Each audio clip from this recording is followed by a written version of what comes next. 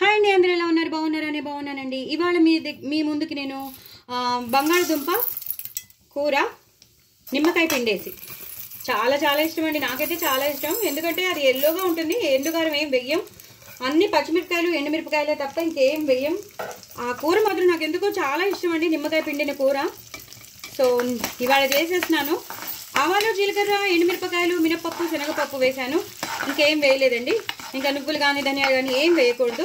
Just ఆవాలు, జీలకర్ర, ఎండుమిరపకాయలు, మినపప్పు, శనగపప్పు కొంచెం ఎక్కువే ఉండాలి. ఎందుకంటే ఇది బంగాళదుంప కూర కాబట్టి మనం తింటుంటే పంట కింద పడుతూ ఉండాలి కాబట్టి నేను ఎక్కువే వేసుకున్నాను.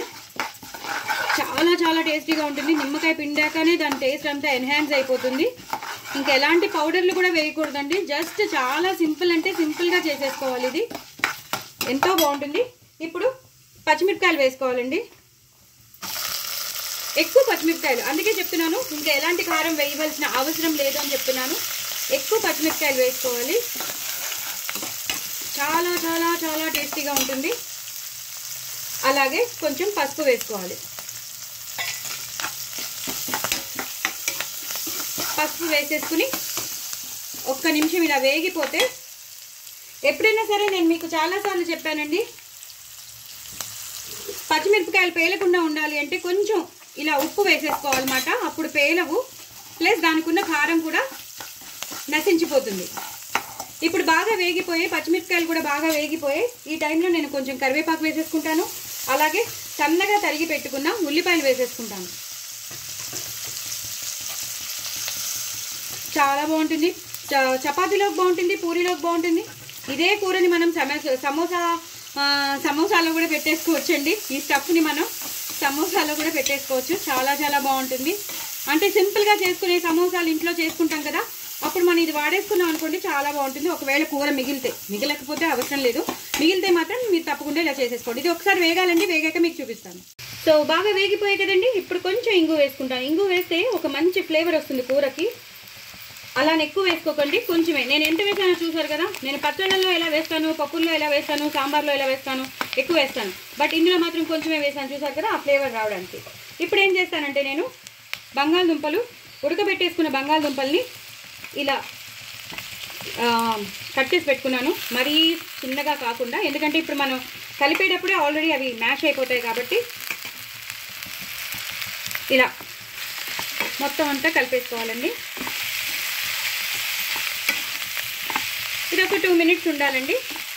ఇలా కలిపేసుకున్నాక మనం జస్ట్ మామూలుగా ఇలా బీటప్ చేసుకోవాలి. ఎక్కువ బీటప్ కాకుండా మామూలుగా బీటప్ చేసుకుంటే ఇది కలపడానికి వీలుగా ఉంటుంది. ఒక 2 minutes తర్వాత మీకు మళ్ళీ చూపిస్తాను.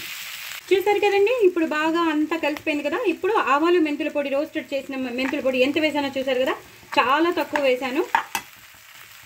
ఈ టైంలోనే కొంచెం మనం వాటర్ వేయాలి.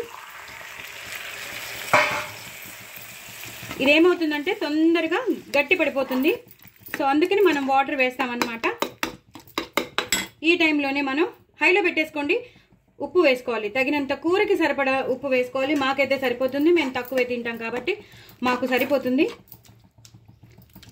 ఇలా కొంచెం ఇలా అనేసుకోవాలన్నమాట. మరీ పెద్ద పెద్ద ముక్కలు ఉన్న చోట అనేసుకోవాలి. ఇది ఒక్కసారి దగ్గరికి వచ్చేసాక మీకు మళ్ళీ చూపిస్తాను. చూసారు కదండి, మనం ఎక్కువ పచ్చిమిరపకాయలు వేసుకుని చక్కగా చేసేసుకున్నాం. ఎంత దగ్గరికి వచ్చేసిందో చూసారా. నేను ఇందాక చెప్పాను కదా దగ్గరికి వచ్చేస్తుందని.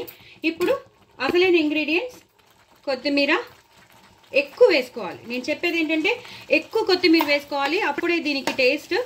కొత్తిమీర వేసేసుకుని ఇలా పూర్తిగా కలిపేసుకుని అప్పుడు ఇంకా నేను బంద్ చేసేస్తున్నాను. ఇది ఒక్కసారి ఇలా మొత్తం బీటప్ చేసేసుకుని బంద్ చేసేసుకోవాలండి. దయచేసి నా ఛానల్ని సబ్స్క్రైబ్ చేసుకోండి, సపోర్ట్ చేయండి, నలుగురికి షేర్ చేయండి. చాలా చాలా టేస్టీ అయిన బంగాళదుంప కూర విత్ లెమన్ పిండాను. చాలా చాలా బాగుంటుంది. చపాతీలోకి బాగుంటుంది, పూరీలోకి బాగుంటుంది. దీన్నే కొంచెం చాట్ మసాలా వేసుకుని చక్కగా మనం చేసేసుకుంటే, కొంచెం పుదీనా వేసేసి చేసేసుకుంటే సమోసాలో కూడా పెట్టేసుకోవచ్చు. ఇదే సమోసా స్టఫ్ అయిపోతుంది. సో దయచేసి నా ఛానల్ సబ్స్క్రైబ్ చేసుకోండి, సపోర్ట్ చేయండి. లాస్ట్లో మాత్రం నేను బంద్ చేసేసాను. ఇప్పుడు మీరు నిమ్మకాయ